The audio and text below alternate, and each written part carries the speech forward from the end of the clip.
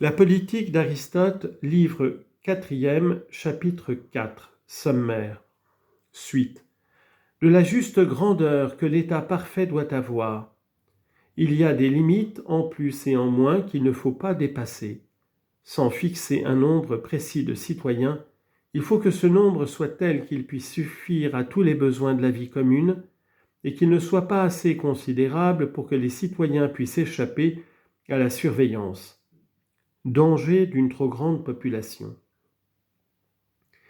Après les considérations préliminaires que nous venons de développer et celles auxquelles nous nous sommes livrés sur les diverses formes de gouvernement, nous aborderons ce qui nous reste à dire en indiquant quels seraient les principes nécessaires et essentiels d'un gouvernement fait à souhait.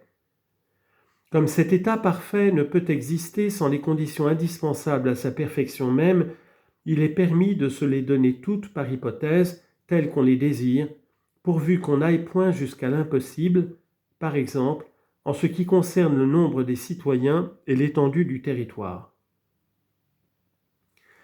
Si l'ouvrier en général, le tisserand, le constructeur de navires ou tout autre artisan doit préalablement à tout travail avoir la matière première dont la bonne disposition préparatoire importe tant au mérite de l'exécution, il faut donner aussi à l'homme d'État et au législateur une matière spéciale, convenablement préparée pour leurs travaux.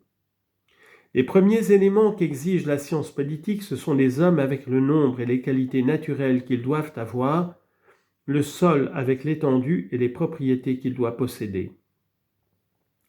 On croit vulgairement qu'un État, pour être heureux, doit être vaste. Si ce principe est vrai, ceux qui le proclament ignorent bien certainement en quoi consiste l'étendue ou la petitesse d'un État, car ils en jugent uniquement par le nombre de ses habitants. Pourtant, il faut bien moins regarder au nombre qu'à la puissance. Tout État a une tâche à remplir et celui-là est le plus grand qui peut le mieux s'acquitter de sa tâche. Ainsi, je puis dire d'Hippocrate, non pas comme homme, mais comme médecin, qu'il est beaucoup plus grand qu'un autre homme d'une taille plus élevée que la sienne.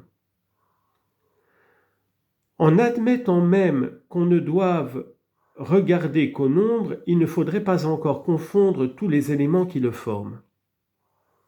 Bien que tout l'État renferme à peu près nécessairement une foule d'esclaves, de domiciliés, d'étrangers, il ne faut réellement tenir compte que des membres même de la cité, de ceux qui la composent essentiellement.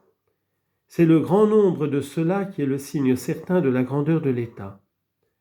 La cité d'où sortirait une multitude d'artisans et peu de guerriers ne serait jamais un grand État, car il faut bien distinguer entre un grand État et un État populeux.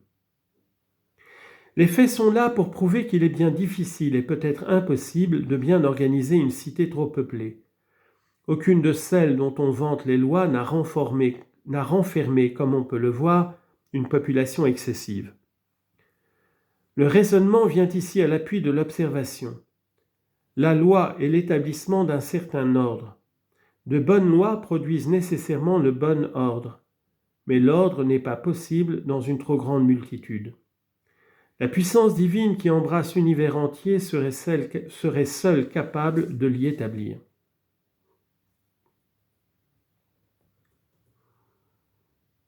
Le beau résulte ordinairement de l'accord du nombre et de l'étendue, et la perfection pour l'État sera nécessairement de réunir à une juste étendue un nombre convenable de citoyens.